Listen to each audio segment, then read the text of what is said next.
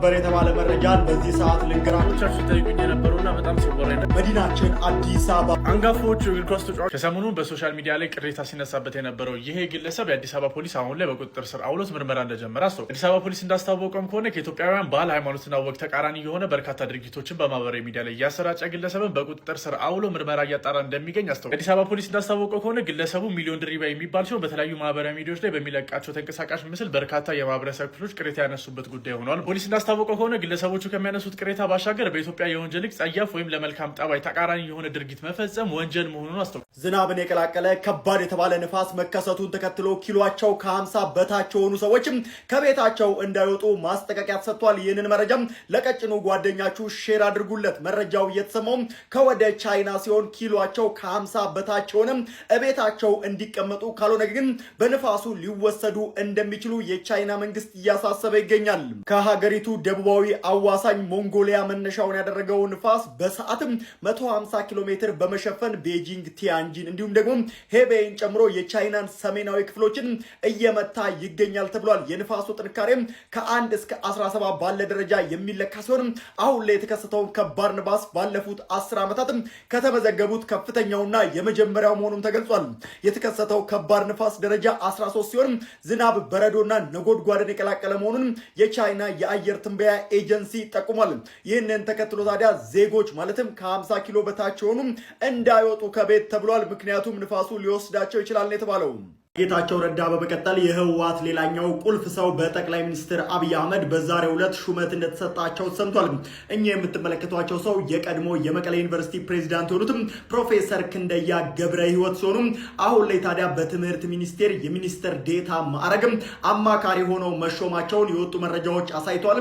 በዚህ ሹመት ላይም ሀሳባቸውን ስጡበት። መልካም ቀን። የአሜሪካ ፌዴራል ትሬድ ኮሚሽን ባጋራው መረጃ መሰረት የፌስቡክ ባለቤት የሆነው ማርክ ዘከርበርግ በአንድ ወቅት ላይ የፌስቡክ ተጠቃሚዎችን በሙሉ በዓለማችን ላይ ያሉትን በሙሉ ማለት አንድም ሳይቀሩ ፌስቡክ ላይ ያላቸውን ጓደኞች ወይም ደግሞ ፍሬንድ ሊስታቸውን በሙሉ ሊያጠፋ ወይም ደግሞ ፍሬንድ ሊስታቸውን ነምበሩ ማለት ነው ዜሮ ሊያደርግ አስቦ ነው። ያህል ጓደኛ ቢኖራችሁ አደረጋችሁት ወይም ደግሞ እናንተን አደረጋችሁ ሰው የትም ቦታ ቢሆን ኢትዮጵያም ቢሆን የትም ቦታ ማለት ነው በሙሉ ዲሊት ለማድረግ ፕሮፖዝ አድርጎ ነበር ወይም ደግሞ ሀሳብ አቅርቦ ነው። ይህንን ሀሳብ ያቀረበበት ምክንያት ፌስቡክ ኢንጌጅመንቱ ቀንሷል። ስለዚህ የሰዎቹን ፌስቡክ ፍሬንድ ዲሊት ቢያደርግ ወይም ደግሞ ቢያጠፋ ሰዎቹ መልሰው ያንን ኮሚኒቲ ለመገንባት ፌስቡክ ፍሬንዳቸውን አድ ማድረጋቸው ስለማይቀር ኢንጌጅመንቱ ከፍ ይላል፣ ተጠቃሚዎቹም ይበዛል ብሎ የታወቀው ከሰሞኑን ከሜታ ጋር ተያይዞ በተጀመረው አንቲትረስት ትራያል ላይ እዚህም ትራያል ላይ ፌዴራል ትሬድ ኮሚሽን የተለያዩ ኢሜይሎችን እንደ ኤቪደንስ ወይም ደግሞ እንደ ማስረጃ በሚያቀርብበት ወቅት ላይ እዛ መካከል ይሄ ኢሜይል አንዱ ነው። ኢሜይሉም የተላከው ወይም ደግሞ ሀሳቡ የመነጨው 2022 ላይ ነው። ነገር ግን በጊዜው የፌስቡክ ዋና ቶም አሊሰንን ጨምሮ ብዙዎች ሀሳቡን አልተቀበሉትም ነበር። ሀሳቡም ተግባራዊ አልተደረገም። አርሰናል ኃያሉን ሪያል ማድሪድን በሜዳው በማሸነፍ ወደ ቀጣዩ ዙር ማለፉን በዚህ ሰዓት አረጋግጧል።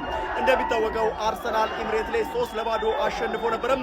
አሁን ታዲያ በበርናቦ ላይ 2-1 በማሸነፍም ወደ ቀጣዩ ዙር ማለፉ ተረጋግጧል። በቀጣይም ታዲያ ከፒኤስጂ ጋር የሚገናኝ ይሆናል።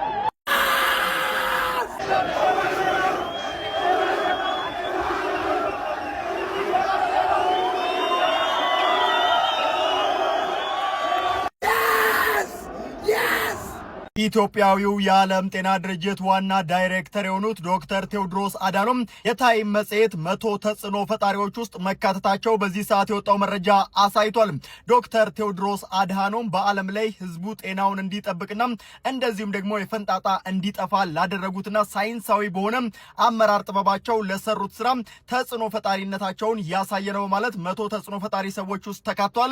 ዶክተር ቴዎድሮስ አድሃኖም ባሻገርም ታዲያ ፕሬዚዳንት ዶናልድ ትራምፕ፣ ኤለን መስክን ጨምሮ እንዲሁም ደግሞ የእንግሊዙ ጠቅላይ ሚኒስትር በዚህ ዝርዝር ውስጥ ተካተዋል። በአዲስ አበባ በየአካባቢው የሚገኙ የታክሲ ተራ አስከባሪዎች በአዲስ ሊተኩ በከተማ አስተዳደሩ ስር በየወረዳቸው በጥቃቅንና አነስተኛ ዘር ከ2003 ዓ.ም ጀምሮ በመደራጀት ላለፉት 14 ዓመታት ታክሲ ተራ ማስከበር ስራ የተሰማሩ ወጣቶች ከዘርፉ በመውጣት ሽግግር ለማድረግ መስማማታቸው ለወረዳቸው እንዲያሳውቁ የተለየ ቀነ ገደብ ተቀምጦላቸዋል።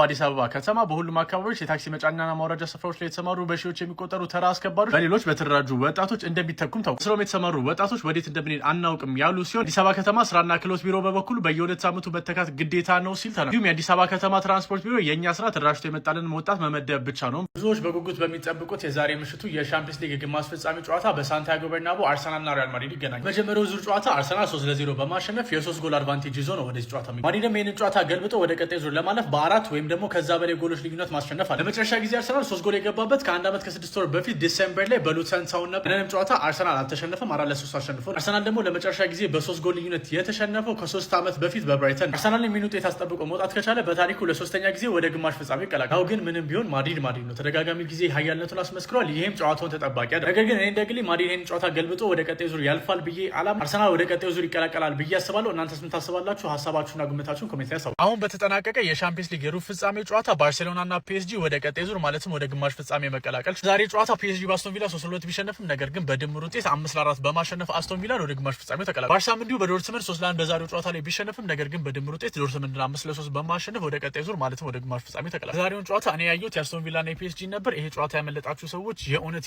ሊቆጫችሁ ይገባል። በዚህ ሰዓት የበርካቶች ጥያቄን የሚመልሰውን መረጃ ልስጣችሁ። በቅድሚያ ሁላችሁም እንኳን አደረሳችሁ። ሰሞነ ሕማማትና የቀናቱ ስያሜዎች ምን ይመስላሉ? አጠር አድርጌ ልንገራችሁ።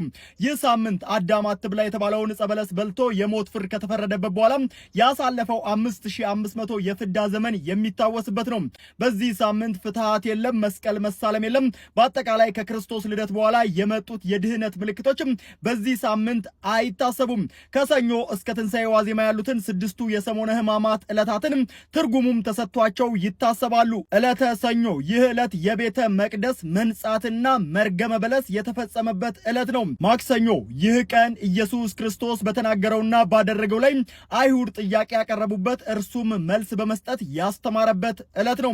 ረቡዕ ይህ ዕለት ደግሞ የአይሁድ ሊቃነ ካህናትና ጸሐፍት ፈሪሳውያን ኢየሱስ ክርስቶስን እንዴት መያዝ እንደሚችሉ ምክር የጀመሩበት ቀን ነው። ሐሙስ ደግሞ ኢየሱስ ክርስቶስ ፍጹም ሰው ፍጹም አምላክ መሆኑን ለመግለጥና ለአርያነት ጸሐፍት ፈሪሳውያን የአይሁድ ካህናት መጥተው እስኪይዙ ድረስ ሲጸልይ በማደሩ ምክንያትም ጸሎተ ሐሙስ በመባል ይታወቃል። ዕለተ አርብ ደግሞ ኢየሱስ ክርስቶስ ለአዳምና ለልጆቹ ሲል በቀራንዮ መከራን ተቀብሎ አደባባይ በመስቀል ተሰቅሎ መዋሉን የሚታሰብበት ቀን ነው። በተለይም ስቅለት ወይም ስግደት በመባል ይታወቃል።